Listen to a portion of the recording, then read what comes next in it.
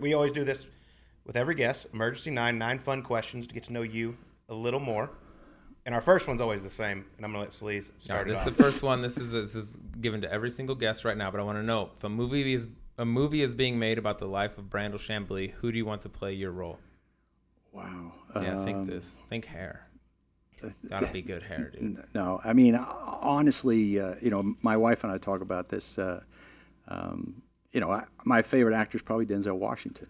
So you and Gary Woodland are going to have to battle Gary Woodland because that's.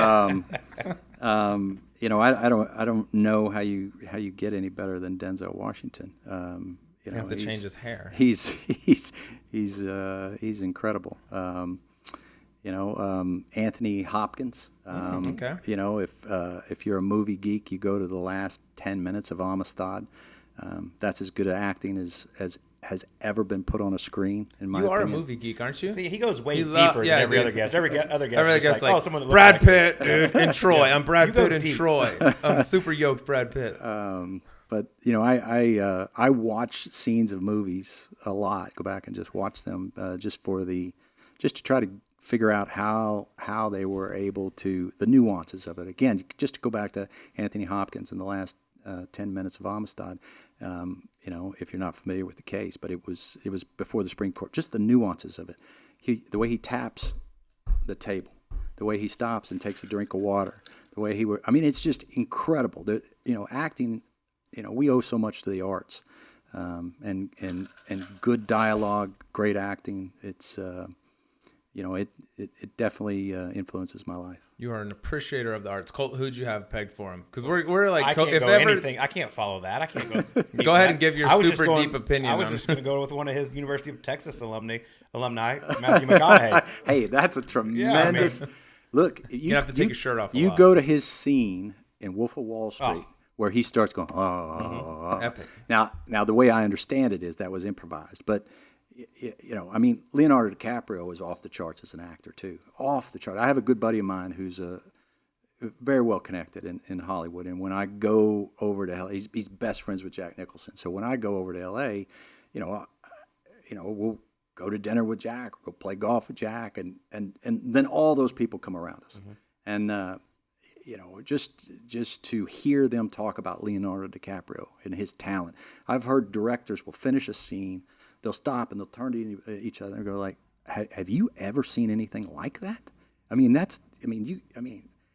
Just in Revenant, you look at his work in The Revenant and you think, my God, what a talent he is.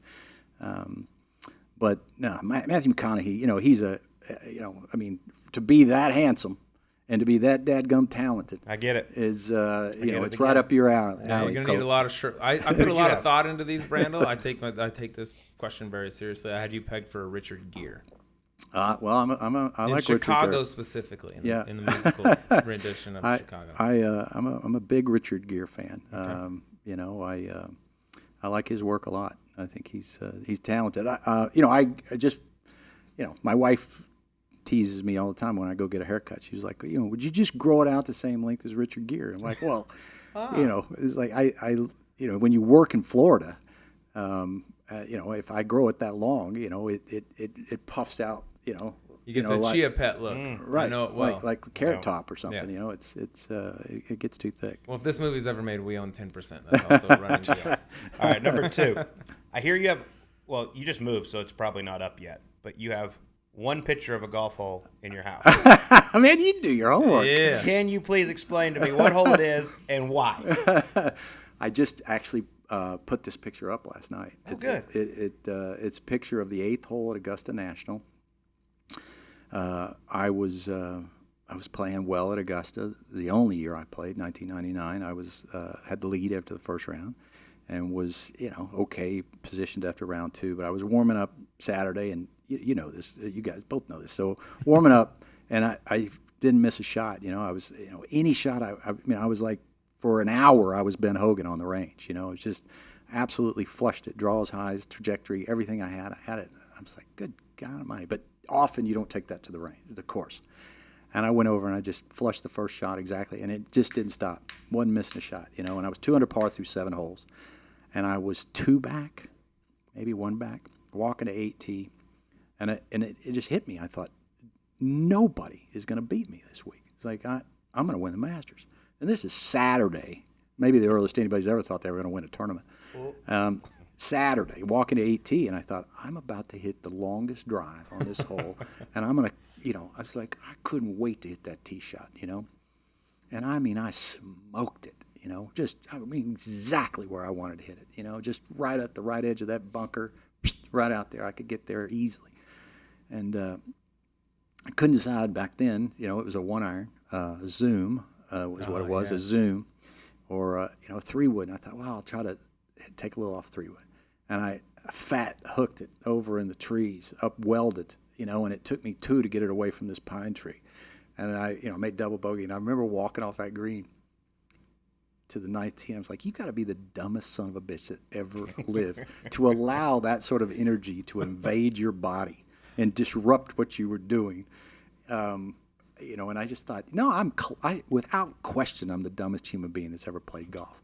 And I remember walking over, and I just had that existential debate as I was walking a 9. And I was so mad at myself. All right, regroup, whatever. But, I wasn't the same player the rest of the day. And needless to say, I was like, I'm going to buy that 8th hole just to remind myself, not that I need any reminding, of just how big an idiot I am. That is hilarious. But by the way, you definitely you didn't look ahead the earliest. Sleaze parred the first hole at the Mid-Am qualifier one year and thought he was winning the green bag. I'm taking sponsors on the second. Okay, you beat me all there. the time. I was about to say, dumbest guy. It took you Saturday, the Masters, after leading the first round, to think about winning the Masters. Dude. I'm writing victory speeches on the playing 2 tournaments after that. Okay. What am I going to say? All right. Thank you for number 3. letting me off the hook. Good. All right. Here we go. I know you're a big book guy, huge reader. If you were to write an autobiography, what would the title be?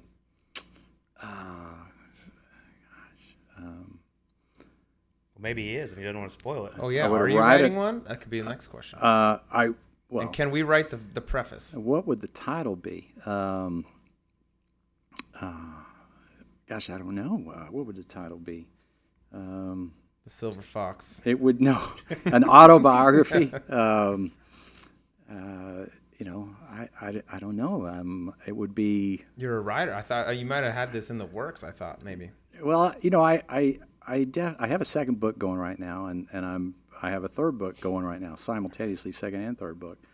And I will write a book eventually about the time I've spent at the Golf Channel. I don't know if an autobiography would be appropriate, but what would it be? Gosh, I don't know. This is a tricky question. This is the first. You're the only reader we've ever had on the show, so this is the first time we've ever asked that question. Yeah. Half our guests can't even read. Yeah, I'd say more than half. What would it be? It would be, I'm not a hater, I'm not a hater? Because people, I'll buy it. People.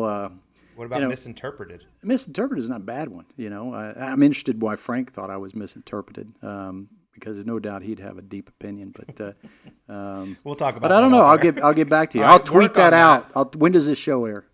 Tuesday, and we own 10% of the autobiography. All right, so. Tuesday. I'll tweet out what I would name my autobiography to answer that question. Perfect. People will be ready for that. All right. All right. Number 4. Do you still stick by this one quote you said about Tiger Woods? Yes. Before you say it. Yes. I know what it is. What? You're going to ask me. Get him. That he is the biggest underachiever. Pretty close. Go ahead. You're good. Go ahead. But you didn't get your own quote right. All right, go ahead. I would argue that he's got the least out of his talent of any player maybe in history. That's right. Yeah, no, and I don't disagree with you. Yeah, not only do I stand by it, I mean, I there's math involved in that. Mm-hmm. If you extrapolate from his win percentage when he decided to change his golf swing from 97 to when he started winning in 99, do the same thing in 2003, 2005, and then do the same thing yet again from 2010 to 2012, and you start to look at the majors that he would have won then. I can't think of another player in the world that you could have so definitively said left 10 majors minimum on the table, and left 20 to 30, upwards of 30 events on the table. I cannot think of another player that you could definitively say that about. And again, this is why people that love to say that I'm a Tiger hater. It's like, no, it's just. You'll never get past finding him an enigma. Why would you change the golf swing that won the Masters by 12? Why would you change the golf swing that won the U.S. Open by 15? So, yes, that's where those. But when you put that in headlines, people were just like, "Well, that's the dumbest thing I ever said." It's like, listen, No, you just, I agree with you. just I just read wanted it. to know if you still stood by it. Yes, I do. Absolutely. Good. I like that. All right, next question. Why do you hate Tiger so much? That's good, Drew. Kidding. Good. All right, here we go. Next question. This one's serious. Who is more likely to win a championship next? You on the Champions Tour or the Texas Longhorns in football? Oh, Texas Longhorns in football. Oh, wow. No hesitation. When is that? I 2028? I found You'll out. win before then. I don't know. I found out very, very quickly last year how hard the game was. Not that I didn't know that, but to play the game well, you need to work your ass off, and you need to have full-time devotion to it. And the most I can give to this game is a week here or a week there. I tried my butt off last year to play, write, and do TV, and it left almost no time for anything else in my life. But I'm going to keep playing. I had planned on playing 6, 7, 8 events this year. Obviously, the pandemic has interrupted a lot of different lives in different ways, but I still plan on playing. There were, at least in my view, signs last year that I could do some things that were pretty good, but I'm not going to go out there and scare Bernhard Langer or Ernie Els or Fred Couples. But I'm hopeful. I'd like to get in the hunt again. It'd be fun. A week here, a week there is all the Longhorns give you anyway. Kidding, Brando. Kidding. By the way, SMU beat TCU last year. So relax nice. on that. Very There we nice. go, once a decade. Very All right. nice. All right, I'm going to give you 3 players that are not at their best right now. You got to buy stock in one of them for the next 10 years. All right. Jason Day, Ricky Fowler, Jordan Spieth. I'd go Spieth. Why? Yeah, I'd go Spieth. Because he's still young enough. He's still passionate enough. He's uninjured, and I think he is philosophical enough to find his way free from this downturn he's in. I have said, I'm a big fan of all 3 of these players, but I have said, eons ago that Jason Day. You start to look at players that swing very fast who have short golf swings, and they'll have short careers. And their 30s and 40s are going to be very tough for them, and that's proven to be true with Jason Day. Ricky Fowler is an amazing talent, an amazing kid. I guess he's not a kid anymore. I guess he's a man, young man. But when you're 57, soon to be 58, everybody seems to be a kid to you. But I just think what Jordan Spieth has done is next level stuff. To have won the amount of majors, to proven that he can handle leads, to widen leads, to win wire to wire, his ability to make putts, deal with distractions, deal with criticism, and handling it in an exceptional way he does. I mean, you'd be hard pressed to find a bigger fan of Jordan Spieth than me. Fair enough. That's the man right there. All right, you're going on mine's a little less philosophic. If you were going on a 10-hour road trip, who would you rather have in the passenger seat? David Feherty, Gary McCord. Or you can just drive the car either way, it's going to be a river and just end it. Either way, it's going to be a hell of a ride. I'm both of them are extraordinary people. I at one point I toyed with doing the 50 best things that happened to golf in the last 50 years. Prominent on that list would have been Gary McCord. I think he was one of the best things that's happened to golf, and people, I think, really underestimate just how talented of a guy he was and how much of a genius he was. He can talk about anything, but he is also just a really nice guy. He'll listen. He's done so many extraordinary things. I mean, the All Exempt Tour is his idea. He brought a form of television, this levity. Everybody tried to copy him. David Feherty is extraordinary in his own right, and I enjoy being around David. But I've grown up and been good friends with Gary McCord, so for ages, just love Gary. You get no argument here. Awesome, a lot less flatulence with McCord as opposed to Feherty, from what I'm told. Yeah. Which is a big deal in a 10-hour car You'll ride. get that with Feherty for sure. You'll get that. All right, number 8. Brandel Chambly is the commissioner of the PGA Tour for a day. First thing you change. First thing I change the ability to get an exemption having finished in the top 25 or top 50 career money. I think that's ridiculous. Never understood it. Golf is meant to be about what you can do, not what you did.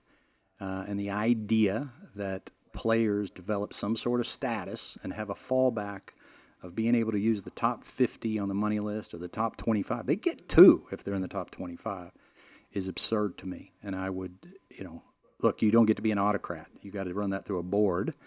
But if I had that power, I would get rid of it immediately. I would also change the way tee times are created. The idea that you're a rookie going off last is a disgusting idea in my opinion. The tee time should be drawn out of a lottery. I understand that there should be some preference giving for stars for TV, but the first off tee times are an advantage over last off. And it wouldn't take long to draw out. And again, of course, there would be a discrepancy owing to established players playing first off versus last off, but you could devise a metric, I'm sure, that would prove what an advantage it is to play first off Thursday, Friday versus the very last off groups. So I think all tee times should be pulled out of a lottery. Okay, you can get paired with people within your status on the PGA Tour, but just because you're an established player doesn't mean you should get to go off at 6:45, and the other player, because they're not established, goes off at 9:45, which means they're going to play with greens that are the worst. They're going to be the most chopped up, and the conditions are going to be the windiest because they're going to be playing the latest in the afternoon when there is the least amount of people out there, the least attention from the marshals, the most beat-up greens, and the most windy conditions on Thursday and Friday.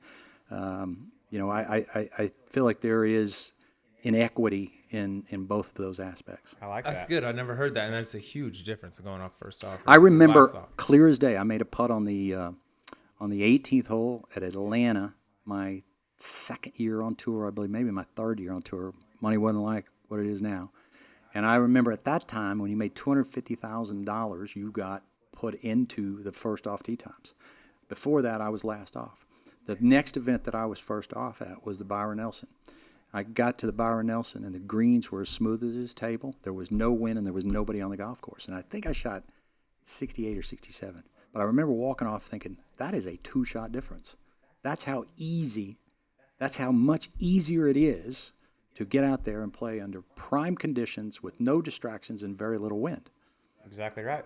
That's a unique answer. I haven't heard that one. That's really, really sharp. All right, this last one, though, this is a thinker. So I'm sure it is. Put your cap on right now because I'm about to send you for a ride. All right, here we go. Get your brain ready. Out of your 2 Golf Channel colleagues, Mr. Aaron Oberholzer, Mr. Nota Begay, who endorses the bigger piece of shit golf?